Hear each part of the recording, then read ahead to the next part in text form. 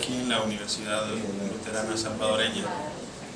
Este día presenta el tema acerca de Monseñor Romero, 100 años de testimonio e implicaciones socioeclesiales, en la cual pues, hemos hecho un recorrido en algunas facetas de la vida y el legado de Monseñor Romero, y les invitamos a profundizar en esta figura, dado que explica una parte pues, de la historia de El Salvador. La primera idea que yo quiero que quede clara y que me interesa en la investigación que estamos llevando a cabo es que todo lo que Monseñor Romero hizo no lo pudo hacer sin la gestión de Luis Chávez y González. O sea que habría que investigar a Luis Chávez y González para hacerse idea de la dimensión que tuvo el testimonio de Monseñor Romero. Él nace el 15 de agosto de 1917. Todo esto que andamos haciendo nosotros es en el marco del centenario de su natalicio, ¿verdad? En agosto, es el 15 de agosto. La Iglesia Católica en esa fecha celebra la Asunción de la Virgen, ¿verdad? En la tradición católica. Ciudad Barrios. ¿Quiénes de ustedes han estado en Ciudad Barrios? Hay algunos, ¿verdad? Pero no mucho. Miren, el carácter de una persona está determinado por el lugar donde ha crecido, sea que uno sea consciente o no. Si uno es un citadino que está acostumbrado a la urbe, ¿verdad? Al tráfico, al estrés, así funciona. Pero si uno vive en Ciudad Barrios, que es un lugar bucólico a mi modo de ver, con unas montañas impresionantes, una carretera pues estrechísima, ¿verdad? Todo para arriba, con cascadas. Hay una cascada que en el invierno, cuando uno pasa con el coche, con el automóvil, te cae encima. Si está crecido el afluente ese, cae sobre el autobús, sobre el carro, o sea, te puede caer una piedra ahí. Pero es una cosa impresionante. Entonces, es decir, Romero nació en un ambiente muy sereno, porque el clima es bastante suave en esa localidad y es muy pintoresco. Entonces quiere decir que él estaba determinado por eso. Y yo me imagino que cuando viene a San Salvador le hizo mucho contraste, como cuando uno va a Europa, ¿verdad? Y uno queda impresionado cuando uno llega de El Salvador o de uno de estos países de por aquí, cuando la cultura es demasiado diferente. Entonces, venir de Ciudad Barrios, luego San Miguel y luego San Salvador, esto pudo haber determinado a Monseñor Romero, es decir, pudo haber un contraste entre las raíces de su familia y el estilo de vida que se lleva en San Salvador. Esto pudo haberle trabajado en la psique ya cuando él empezó a predicar y a practicar el Evangelio. En este discurso aquí habría una fuente primaria para que un estudiante, por ejemplo, quiera hacer una tesis acerca de la dimensión política de la fe, si quisiera. Y además Ellacuría tiene un ensayo que nunca fue publicado, que se titula así, Teología Política, pero que nunca fue publicado, y es fuente primaria también. Premio de la Paz, ¿verdad? Aquí ya cuando el movimiento evangélico y de las iglesias históricas empieza a reconocer a Monseñor su legado. Y el asesinato el 24 de marzo. Bueno, si ustedes si quieren me detienen y me hacen preguntas, eso no hay problema, ¿verdad? El proceso de canonización inició el 24 de marzo de 1990. Ustedes ven 10 años después de su asesinato, ¿verdad? 1990. Y el desbloqueo, ¿cuánto ha pasado? Del 1990 al 2013, ¿cuánto tenemos ahí? 23 años. Entonces se desbloqueó el proceso. Ustedes pueden leer, yo he subido en el Colatino y en mi blog, pueden leer por qué se bloqueó, ¿verdad? Porque he tenido acceso al expediente que solo los obispos tienen, el expediente del martirio de Monseñor Romero, y allí se explica quiénes se opusieron y qué fue lo que lo detuvo. Hasta el 2013, que lo desbloqueó el Papa actual, ¿verdad? Francisco. Aprobación de su martirio el 3 de febrero del 2015. Y su 30, bueno, esto es de contexto. Ahorita estamos en el 37. Y la ceremonia de beatificación el 23 de mayo de 2015. Muy bien. Esta es la parte, digamos, de contexto histórico. Aquí no me voy a detener mucho, aunque creo que es lo que más podría de un estudiante de teología o un cristiano entender mejor, ¿verdad? A la hora de hacer la correlación entre el martirio de Jesús y el martirio de Monseñor Romero. Entonces aquí hay otra tesis importante. Para poder hablar de un hombre salvadoreño y cristiano que pueda ser considerado mártir, tiene que haber una correspondencia entre su estilo de vida y la vida del hecho fundante que es Jesús. Entonces viene la pregunta que uno honestamente tiene que responder, ¿verdad? ¿Jesús de Nazaret murió de muerte natural o asesinado? O sea, la primera cosa que hay que responder. Y fíjense cómo es la cosa, ¿verdad? Que hay muchas personas que olvidan el hecho fundante, que niegan el martirio de Monseñor Romero, pero aceptan el martirio de Jesús. O al revés, ¿verdad? Aceptan el martirio de Jesús, pero no aceptan el martirio de un cristiano.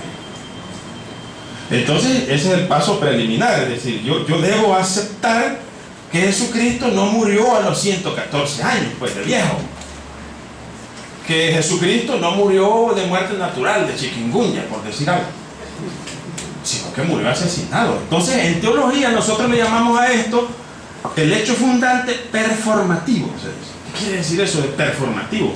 Performativo quiere decir que el hecho fundante de la muerte de Jesucristo le da forma al modo de creer en el presente histórico. Le da performance, dicen los que van al gimnasio, ¿verdad? Que tienen una performance, es decir, tienen una forma, pues, sus six packs en el abdomen, nosotros ya dejemos eso, ¿verdad? Sus pectorales, ¿verdad? Etcétera. Esa es la performance. Entonces en un cristiano la performance, o sea, lo performativo es que el modo de creer en el presente corresponda con los principios constitutivos del hecho fundante. Entonces esta es la segunda tesis. Jesús muere asesinado. Y yo me puse a analizar, ¿verdad? Algunas cuestiones como esta, que la iglesia existe porque existen mártires. El primero de ellos es Jesucristo. Sea que uno lo acepte o no, ¿verdad? Es el hecho fundante. ¿Qué vamos a hacer? Yo les he dejado ahí en el escritorio la presentación. Entonces Jesús no muere de muerte natural, sino que muere asesinado. Por tanto, creer en Jesucristo implica por lo menos estos 3 puntos. Aceptar el modo violento de la muerte de Jesús, estar de su parte en cuanto víctima de los poderes de su tiempo, porque claro, pues si ustedes no están de la parte de Jesús y se dicen cristianos, hay una contradicción, ¿no es cierto? Y tercero, identificar a los hechores de su muerte y no estar de acuerdo con ellos, porque si uno está de acuerdo con los asesinos de Jesús, ya no es cristiano. ¿Qué cosa sería? Buscándole ahí, si yo estoy de acuerdo con Herodes, herodiano, ¿no? Ya no sería cristiano. O sea, esto es una cuestión medular que debe mantenerse como forma estructural hasta el presente histórico. Claro, ustedes ya pueden pensar cuando yo pase a Romero, lo que voy a preguntar es esto. Aceptar el modo violento de la muerte de Romero. ¿Romero murió violentamente o de muerte natural? Violentamente. Segundo, estar de la parte de Romero en cuanto víctima de los poderes de su tiempo. Si yo soy católico cristiano, pues debo estarlo, no me queda otra opción. Y tercero, identificar a quienes lo asesinaron, y no puedo estar de acuerdo con ellos porque caería en la misma situación de los herodianos, ¿no es cierto? Un poco complejo porque allí las opciones políticas vienen puestas en cuestión en la persona. Entonces Ellacuría hace una pregunta que todavía suena fuerte entre nosotros. ¿Por qué muere Jesús y por qué lo matan? Allá hay 2 cosas distintas, es una misma pregunta, ¿verdad? Pero es una pregunta, como decían los clásicos, ¿verdad? Cornuta, decían ellos, una pregunta cornuta, que tiene 2 cuernos. Entonces, ¿por qué muere Jesús? ¿Qué quiere decir eso? ¿Cuáles eran los motivos de él, de Jesús? ¿Y por qué lo matan? Son los motivos del asesino. Son 2 cosas distintas, ¿verdad? Y en el proceso de canonización se investigan las 2 cosas por separado. Bueno, esto es lo que decimos en el credo de los católicos. Los sumos sacerdotes y los ancianos del pueblo se reunieron en el palacio del sumo sacerdote llamado Caifás y resolvieron apoderarse de Jesús con engaño y darle muerte. Bueno, esto se repite también en el caso de Monseñor Romero. Miren, en Semana Santa, en la tradición católica, el gobernador se va a parar frente al pueblo y va a hacer una pregunta: ¿a quién quieren que le suelte? Y los dos llamaban a Jesús: a Jesús Barrabás o a Jesús el Nazareno. ¿Quién escogió la gente? A Barrabás. ¿Pero por qué? Si Jesús les había hecho milagros, les había dado de comer pescado, pan, hasta vino les dio un día en la boda de Caná, convirtió el agua en vodka troika, ¿no? Imagínate, Armando. Y los tipos, cuando les pregunta el procurador, el gobernador, que vendría a ser como un fiscal, ¿a quién quieren que le suelte? El pueblo dice a Barrabás. ¿Cómo es que el pueblo puede estar tan pervertido del cerebro? ¿Cómo se explica eso? Y el texto lo explica. Dice después, enseguida, lo que sucede, dice la Biblia en ese texto, es que los sumos sacerdotes y los ancianos, etcétera, habían persuadido al pueblo. ¿Qué quiere decir persuadido al pueblo? Bueno, no espérense, que yo le digo: mire, este mantel es azul, aquí al auditorio, y ustedes pueden ver que este mantel es azul, ¿no es cierto? Usted me va a decir: no, porque yo estoy viendo que es blanco. Pero si yo empiezo a persuadirlos y le digo aquí a los primeros: mire, como hay bastantes de ustedes, han llenado aquí el local, si usted me dice que es azul, yo le doy $10,000. ¿Ustedes creen que habría alguno que aceptara los $10,000? ¿Y las deudas, pues? ¿Verdad? No, uno tiene que decirlo, no tiene que hacer otra cosa más que decir es azul. Pues esto es lo que sucede en países como este, que hay jueces que se venden. Es lo mismo que sucedió en este caso. Entonces, cuando le preguntaron al pueblo salvadoreño, cuando el aparato mediático de la derecha oligárquica tiene el poder mediático, ellos persuaden al pueblo, y cuando le preguntan al pueblo: ¿a quién quieren que les soltemos? O sea, que reconozcamos públicamente a Monseñor Romero o a su asesino. ¿Ustedes creen que hay personas en El Salvador que han escogido al asesino? Por supuesto. Por supuesto. Un monumento. Tiene un monumento. No he ido todavía. Dice Barba Jacob, como paréntesis, el poeta Barba Jacob dice, no recuerdo la frase exacta, pero nada puede impedir, dice, que un perro se vaya, dice, a mear en uno de los monumentos más solemnes de una ciudad. Esto es lo que dice. Nada puede impedir que un perro tenga el deseo de echarse la orinada en cualquier monumento ilustre, ¿verdad? Y creo que ha sucedido eso por ahí. Entonces, mira, quiero volver al argumento. El aparato mediático en su momento fueron los que se encargaron de decir que Monseñor Romero era un comunista. Y se los puedo demostrar aproximadamente con 2,000 fotografías que yo he sacado de los periódicos de la época. Entonces viene el proceso histórico, y como la Iglesia Católica en eso sí se los puedo decir que es bastante rigurosa, en ese periodo no dijo mayor cosa. Pero cuando llegó el momento de decir la verdad, de si Monseñor Romero podía ser o no reconocido como mártir, dice aquí, los hechos históricos dicen que sí puede ser reconocido. Y entonces lo reconoce. Y hasta ahí llega la discusión ideológica al interno de la Iglesia. Porque entonces uno tiene que tomar postura una vez que la Iglesia define una cuestión. Bueno, me salto esto porque ya lo expliqué y es bastante largo. Es la parte bíblica en que yo explico las correlaciones. Y quiero ir... esta parte yo la estoy trabajando mucho, la lectura apocalíptica del martirio. Ahí el Apocalipsis tiene una lectura apocalíptica. Y el Apocalipsis tiene una vena martirial. Fíjense que en el Apocalipsis hay cosas como esta, que hay un cordero degollado, dice, que está en pie. ¿Quién nos explica eso? Lo que está degollado está tirado por tierra. ¿Qué quiere decir eso? Que hay un cordero degollado que está en pie. ¿A qué puede referirse? Yo como creyente lo refiero a la resurrección, al hecho pascual, es decir, Jesús muere, primero padece, es torturado, luego es asesinado y después resucita. Es el corazón del misterio pascual.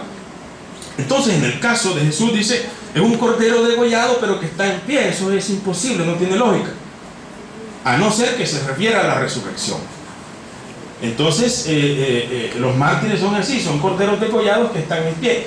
El Apocalipsis llama a Jesús el testigo fiel, el primogénito de entre los muertos. Y ustedes saben que ese texto se escribió en griego originalmente. ¿Cómo se dice en griego testigo? Mártir se dice en griego. O sea que los primeros que le llamaron mártir a Jesús fueron la comunidad joánica, los que escribieron el Apocalipsis, ¿verdad? El mártir fiel, el primogénito de entre los muertos, es decir, de todas las víctimas, hay uno que tiene valor simbólico, y es Jesús en la época. En este caso, yo diría que Monseñor Romero es el testigo fiel de todas las víctimas salvadoreñas, es decir, el más reconocido de todos hasta la fecha. Dietrich Bonhoeffer es una espléndida figura para nosotros, ¿verdad? Para los católicos, los teólogos católicos. Entonces, en esa línea estaría él. Y Dietrich Bonhoeffer es el que afirma que nuestra fe tendría que ser vivida en un mundo adulto que niega a Dios, ya sea sistemáticamente o con las actitudes, sicut Deus non daretur, dice él, como si Dios no existiera. Una religión ya, un modo de fe bastante avanzado en un mundo secularizado. Es decir, que a Dios no lo podemos dar por descontado nosotros, sino que tenemos que justificarlo con nuestras acciones, con nuestra organización. Y él, de hecho, Bonhoeffer ya saben cómo murió, ¿verdad? Entonces, la iglesia tendría que tener por lo menos estas tres características: discreta, servidora, samaritana. Samaritana porque va enfrentándose, ¿verdad? Y va ayudando a todas las personas que encuentran en su camino. Servidora, discreta, o sea que no es opulenta, pues, ni presuntuosa, ni orgullosa en su forma, sino accesible. ¿Cuáles son las consecuencias? En primer lugar, que a partir de este momento el aparato oligárquico no puede utilizar o no debería utilizar a la iglesia para sus propias conveniencias. En segundo lugar, los pastores de la iglesia católica y todos aquellos que sientan respeto por Monseñor Romero no deberían, ¿verdad?, ceder a los intereses de los grupos hegemónicos en El Salvador. Y en términos sociales también, que las bases populares que fueron apoyadas, ¿verdad?, por Monseñor Romero deberían estar estructuradas y organizadas para defender sus intereses, porque las causas que llevaron a la muerte de Monseñor Romero siguen presentes, según él lo entendió en su cuarta carta pastoral: idolatría del dinero, ¿verdad?, y idolatría de la defensa nacional e idolatría de las instituciones sociales. Cuando él lo dijo se refería a las organizaciones de izquierda, pero ahora nosotros lo podemos referir a los partidos políticos y a las instancias que generan formas absolutistas en este país, como pueden ser los miembros de la actual sala constitucional, ¿verdad?, que tienen una especie de tiranía jurídica, ¿verdad? Puede referirse a los dos partidos políticos principales, a Arena, que no renuncia a los intereses de la oligarquía, y al Frente, al FMLN, que se espera que hubiera realizado una revolución cultural y no la ha hecho. Entonces tiene razón todavía Monseñor Romero: no idolatrizar el dinero, no idolatrizar las instituciones políticas, porque se ve que no están cumpliendo con los cometidos que les ha otorgado el pueblo. Bueno, yo me detendría allí.